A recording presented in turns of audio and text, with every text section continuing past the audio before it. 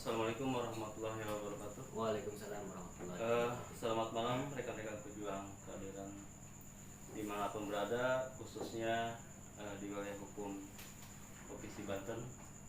Alhamdulillah, pada malam hari ini kita akan membuat video edukasi hukum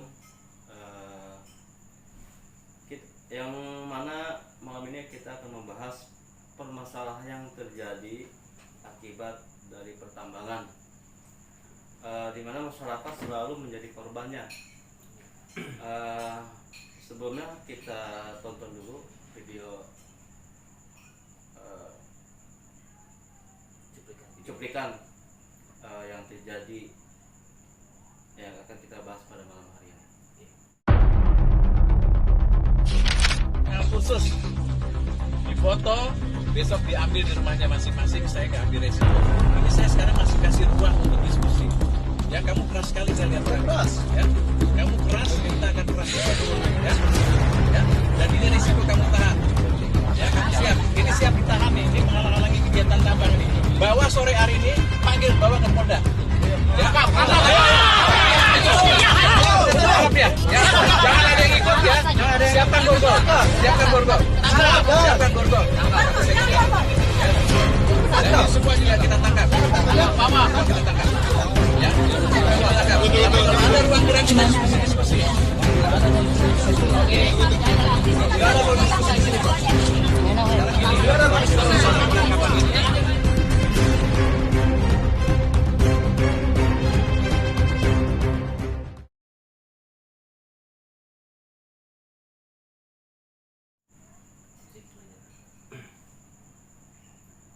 Dari video ini terlihat arogansi dari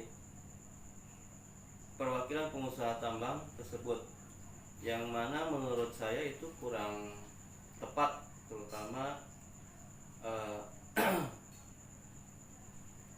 win-win solusinya ya kurang tepat lah, karena sampai sekehendak hati menganggap bahwa masyarakat menjadi penghalang utama dari bisnisnya. Nah, kalau demikian, menurut pendapat dari sisi hukum seperti apa yang terjadi yang di dalam video tersebut? Oke. Baik, pertanyaannya bagus ya. Baik, semangat malam ya rekan-rekan semua dimanapun rekan-rekan berada. Ini sebuah pertanyaan yang memang tadi kita lihat videonya ya, kita lihat videonya, memang terlihat. Tadi Kang Lidi sendiri sudah memberikan respon bahwa merasa arogansinya terlihat. Ya, arogansinya terlihat. Memang jika kita melihat di problematika pertambangan itu memang seperti itu, Kang. Jadi problematika pertambangan itu antara yang masyarakat yang menolak.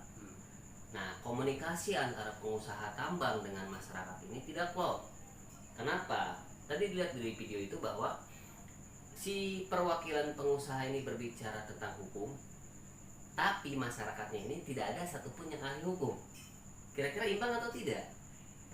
Pasti tidak, iya. Karena apa? Si pengusaha tambang ini bercerita tentang hukum, tentang dasar-dasar hukum, sementara masyarakat yang tidak tahu, tidak diberikan pendampingan. Jadi kalau misalkan dibilang ini tidak adil, tadi yang kami dibilang, ini bukan sebuah win-win solusi. Kenapa? Karena berat sebelah. Oke. Nah, yang ingin saya garis bawah ini, Kang, bahasa yang sangat disayangkan itu adalah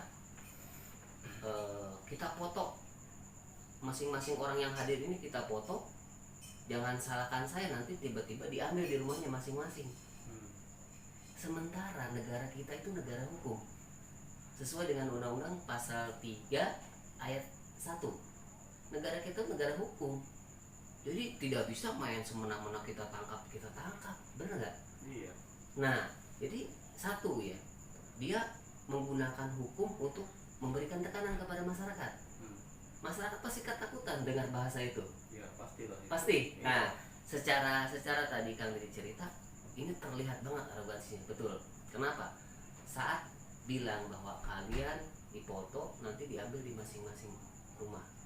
Saya akan bawa ke Polda, menghalang-halangi kerja pertambangan. Nah, jadi kalau menurut sisi hukum ini, win-win solusinya tidak tercapai dengan baik. Kenapa? Karena tidak imbang. Jikalau memang ingin melakukan sebuah mediasi, harusnya masing-masing ini secara adil. Misalkan masyarakat tidak mengerti hukum, berarti harus ada pendamping yang mengerti hukum, minimal paralegal. Jadi saat si pengusaha ini bercerita tentang hukum, masyarakat juga dijelaskan ini loh tentang hukum seperti ini, gitu kan. Nah, jadi kalau saya lihat memang tidak imbang. Nah, terus tingkat arogansi tadi, negara kita negara hukum, tidak boleh main sembarangan tangkap itu tidak bisa. Kenapa? Merujuk pada pasal 184 dan pasal 183 Kitab Undang Hukum Acara Pidana. Di situ kan dijelaskan tidak bisa, harus dengan 2 alat bukti yang sah. Cuman sayangnya begini kan, di situ di Undang-Undang Minerba yang baru itu ada pasal pidana, undang-undang yang baru ya. Nah, jadi kenapa sih orang-orang pada protes pada Undang-Undang Minerba yang baru? Kenapa? Karena ada pasal pidana di pasal 162. Itu ada di Undang-Undang Minerba ya, nomor 3 tahun 2022. Di situ tuh ada pasal pidana bagi masyarakat yang menolak. Jadi masyarakat ini sudah jatuh tertimpa tangga. Iya benar-benar kita kayak penjajah aja ya. Nah, terjajah gitu. Terjajah. Kenapa? Karena itu tadi. Jadi orang yang menolak pertambangan langsung ada ancaman pidananya. Jadi kalau menurut sisi hukum tadi saya tanggapannya satu, tidak ada orang yang main tangkap begitu saja. Negara kita negara hukum. Melakukan penangkapan, melakukan penahanan, ada batas penahanan, ada tata cara. Di pasal 184 dan pasal 183 itu sudah jelas. Jadi tidak boleh sembarangan main tangkap. Tindakan arogansi dari pihak perwakilan perusahaan itu buat saya itu benar, terlalu arogannya terlihat. Gitu. Nah, yang kedua tentang ancaman pasal pidana, apakah ada? Jadi ancaman pasal pidana untuk masyarakat yang menolak pertambangan itu ada di Undang-Undang Minerba tadi pasal 162. Itu ada memang. Cuman sayangnya kenapa sih harus didulukan pidana?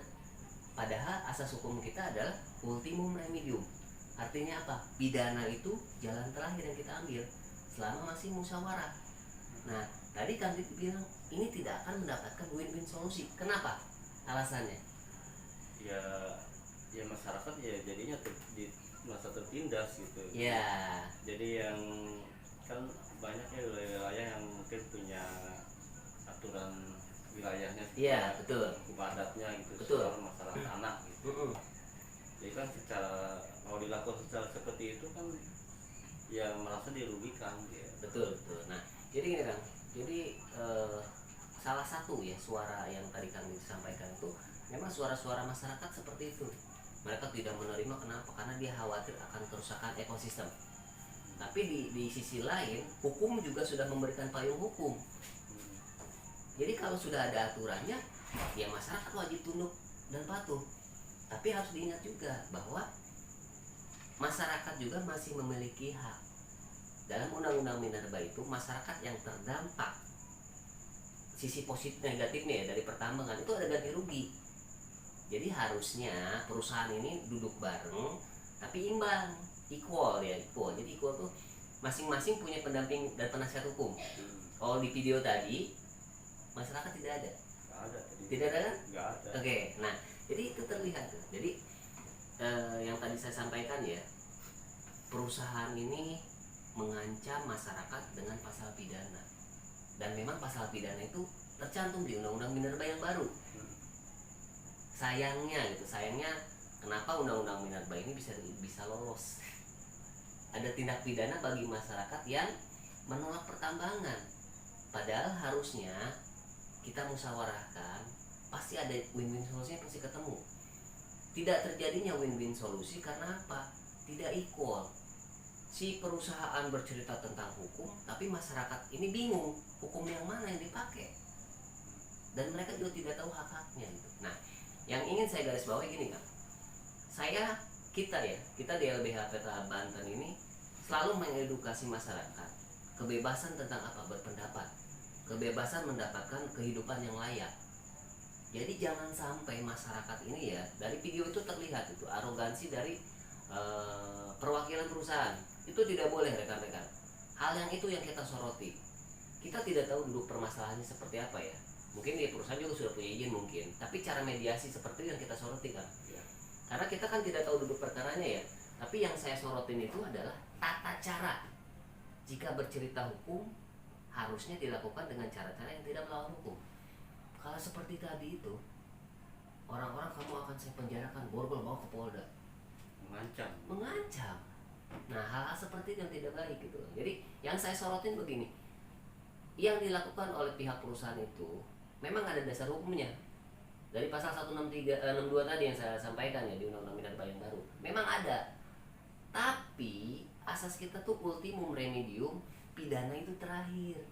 Ayolah negosiasikan dengan baik-baik gitu.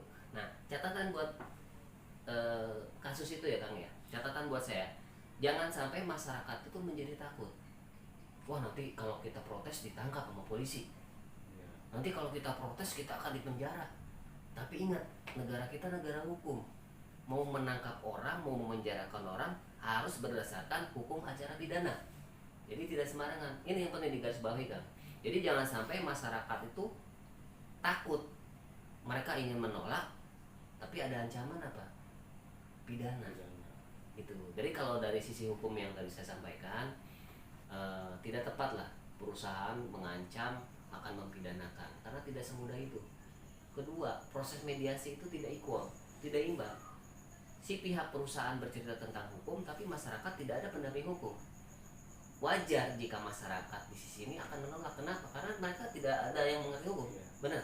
Tidak yang menasehati. Nah, harus bagaimana? Kalaupun bersikap. betul. Kalau misalkan pertambangannya izinnya sudah resmi, minimal apakah masyarakat ini terdampak?